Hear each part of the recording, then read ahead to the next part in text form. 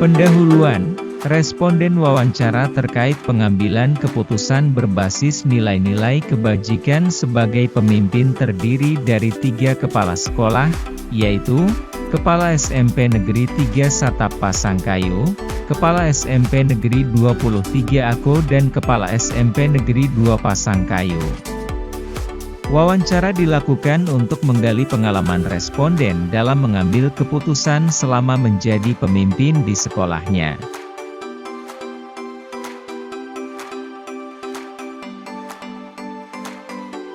Yang pertama, selama ini, bagaimana Anda dapat mengidentifikasi kasus-kasus yang merupakan dilema etika atau bujukan moral?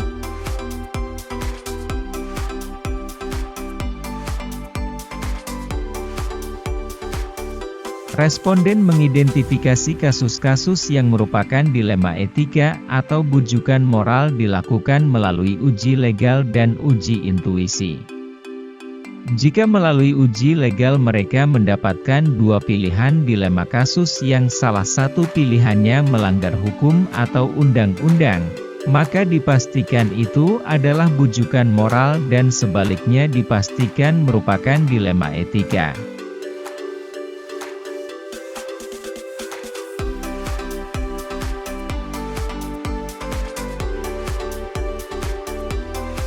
Yang kedua, selama ini, bagaimana Anda menjalankan pengambilan keputusan di sekolah Anda, terutama untuk kasus-kasus di mana ada 2 kepentingan yang sama-sama benar atau sama-sama mengandung nilai kebajikan?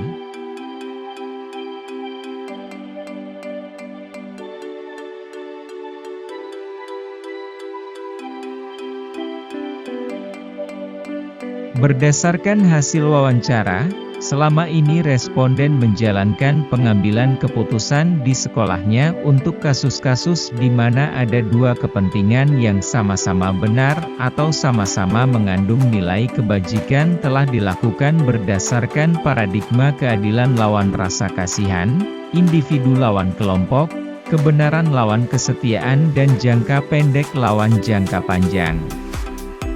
Secara implisit ketiga responden juga telah dapat menerapkan 3 dari prinsip pengambilan keputusan berbasis hasil akhir, berbasis peraturan dan berbasis rasa peduli. Akan tetapi, secara eksplisit mereka belum dapat mengungkapkan secara lisan 4 paradigma dan 3 prinsip tersebut.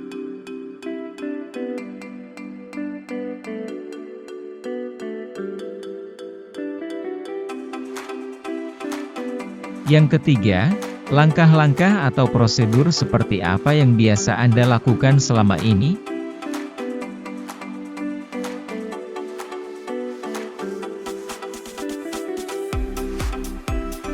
Langkah-langkah atau prosedur yang biasa responden lakukan selama ini adalah responden telah menerapkan sebagian dari 9 langkah pengambilan dan pengujian keputusan berbasis nilai-nilai kebajikan, yang meliputi 1. Menentukan siapa yang terlibat dalam situasi ini. 2. Kumpulkan fakta-fakta yang relevan dengan situasi ini. 3. Pengujian benar salah dengan uji legal dan intuisi. 4. Buat keputusan.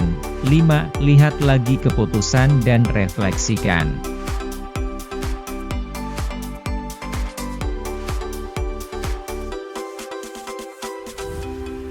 Dari 9 langkah pengambilan dan pengujian keputusan berbasis nilai-nilai kebajikan, yang belum dilaksanakan responden adalah 1.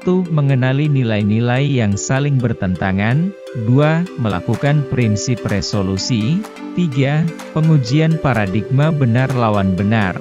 4. Investigasi opsi trilema. Data tersebut menunjukkan bahwa pengambilan keputusan sebagai pemimpin masih perlu disempurnakan dengan menerapkan secara utuh meskipun tidak harus berurutan 9 langkah pengambilan dan pengujian keputusan. Berbasis nilai-nilai kebajikan.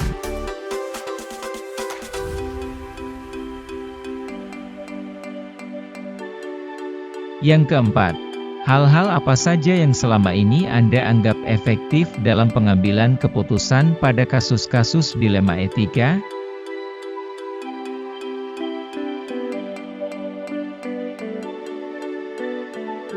Hal-hal yang selama ini responden anggap efektif dalam pengambilan keputusan pada kasus-kasus dilema etika adalah mengumpulkan fakta-fakta yang relevan dengan situasi yang melibatkan semua pemangku kepentingan di sekolah, orang tua dan tokoh masyarakat. Dua responden telah menangani dilema etika dengan menerapkan berpikir berbasis rasa peduli. Responden selalu mengutamakan rasa belas kasihan kepada pihak-pihak yang mengalami masalah. Sementara responden ketiga menganggap lebih efektif apabila menerapkan berpikir berbasis peraturan, yaitu dengan cara lebih mengedepankan peraturan dibanding perasaan belas kasihan.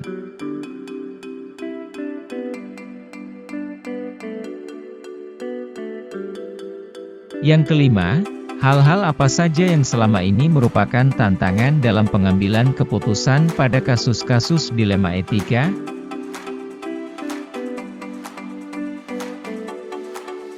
Beberapa hal yang selama ini menjadi tantangan responden dalam pengambilan keputusan pada kasus-kasus dilema etika adalah tatkala komunikasi dengan orang tua murid mengalami jalan buntu. Responden pertama dan kedua menyelesaikan tantangan ini dengan lebih awal melibatkan tokoh masyarakat bahkan kepala desa agar mendapatkan dukungan, sementara responden ketiga karena menganggap peraturan adalah hal yang utama menyebabkan sedikit agak terlambat dalam melibatkan tokoh masyarakat dalam menangani kasus-kasus dilema etika.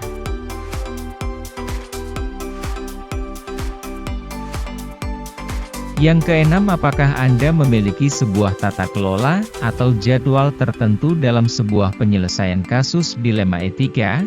Apakah Anda langsung menyelesaikan di tempat, atau memiliki sebuah jadwal untuk menyelesaikannya? Bentuk atau prosedur seperti apa yang Anda jalankan?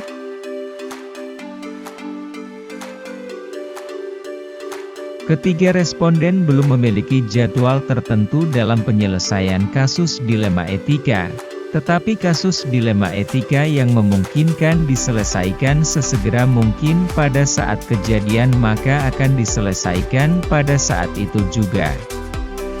Sementara kasus yang rumit dan membutuhkan waktu yang lebih lama akan diselesaikan dengan melibatkan pemangku kepentingan dan pihak-pihak terkait.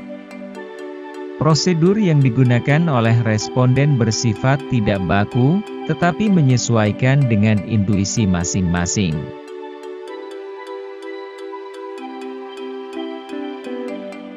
Yang ketujuh, adakah seseorang atau faktor-faktor apa yang selama ini mempermudah atau membantu Anda dalam pengambilan keputusan dalam kasus-kasus dilema etika?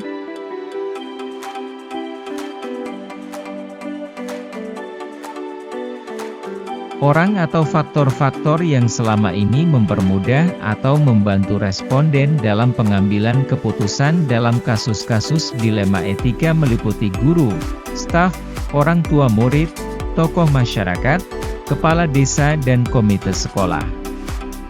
Ketika dilema etika cakupan masalahnya luas maka responden akan melibatkan semua pemangku kepentingan dalam menyelesaikannya.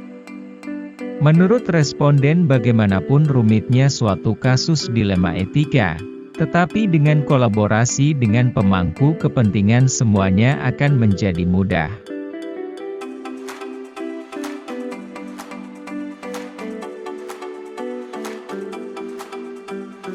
Yang kedelapan, dari semua hal yang telah disampaikan, pembelajaran apa yang dapat Anda petik dari pengalaman Anda mengambil keputusan dilema etika?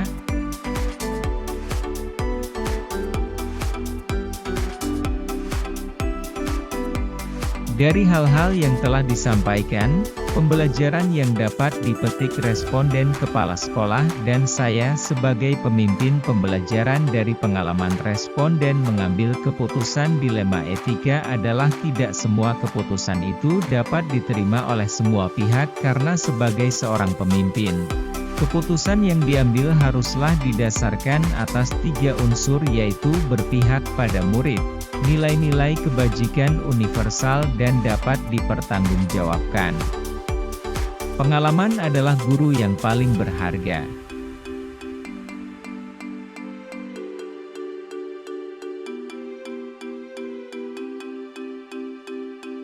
Kesimpulan, keberhasilan seorang pemimpin dalam mengemban salah satu tugas tersulit, yaitu mengambil suatu keputusan yang mengandung unsur dilema etika atau bujukan moral.